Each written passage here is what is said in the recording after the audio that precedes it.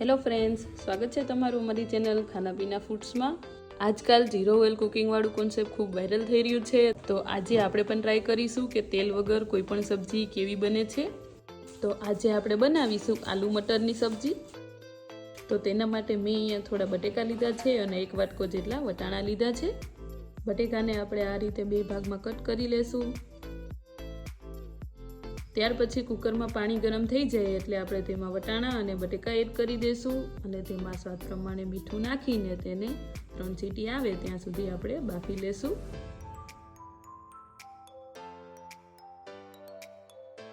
તો હવે આપણે સબ્જી બનાવવાનું ચાલુ કરશું। તો પહેલા આપણે પેનમાં થોડું જીરું એડ કરશું।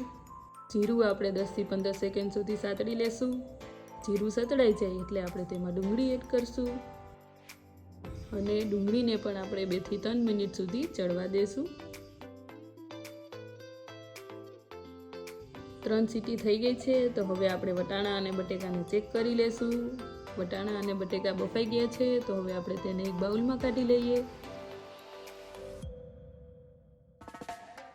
અને બીજી બાજુ ડુંગળી પણ સતળાઈ ગઈ છે। હવે આપણે તેમાં મસાલા કરી લેશું। મસાલામાં હું અહીંયા હળદર અને લાલ મરચું એડ કરું છું અને સ્વાદ પ્રમાણે મીઠું।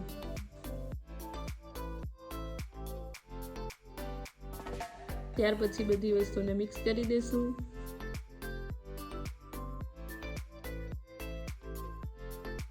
મસાલા બળી ના જાય એટલે આપણે તેમાં હવે ટમેટા એડ કરી દેશું અને તેને મિક્સ કરી દેશું।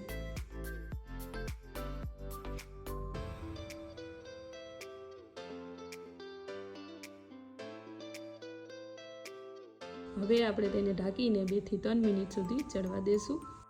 2 થી 3 મિનિટ જેટલો સમય થઈ ગયો છે, તો હવે આપણે તેને ચેક કરી લેશું। તમે જોઈ શકો છો ડુંગળી અને ટમેટા એકદમ મસ્ત રીતે ચડી ગયા છે।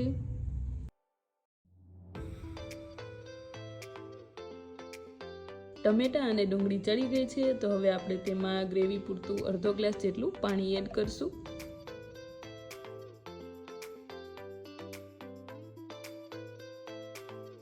ગ્રેવી ઉકળવાનું ચાલુ થઈ જાય એટલે આપણે તેમાં વટાણા અને બટેકા એડ કરી દઈશું। બટેકાને મેં આ રીતે નાના નાના પીસમાં કટ કરી લીધા છે।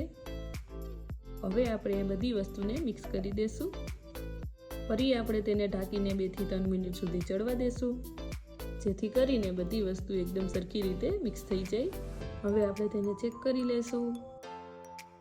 તમે જોઈ શકો છો બધી વસ્તુ એકદમ સારી રીતે મિક્સ થઈ ગઈ છે, તો હવે આપણે તેમાં ઉપરથી લીલી કોથમીર એડ કરશું અને ગેસની ફ્લેમને બંધ કરીને તેને નીચે ઉતારી લેશું। હવે આપણે તેને એક બાઉલમાં કાઢી લઈએ। તો તૈયાર છે તેલ વગરની આલુ મટરની સબ્જી। આ રીતે સબ્જી ખૂબ જ સારી બને છે, તમે એક વખત જરૂરથી ટ્રાય કરજો।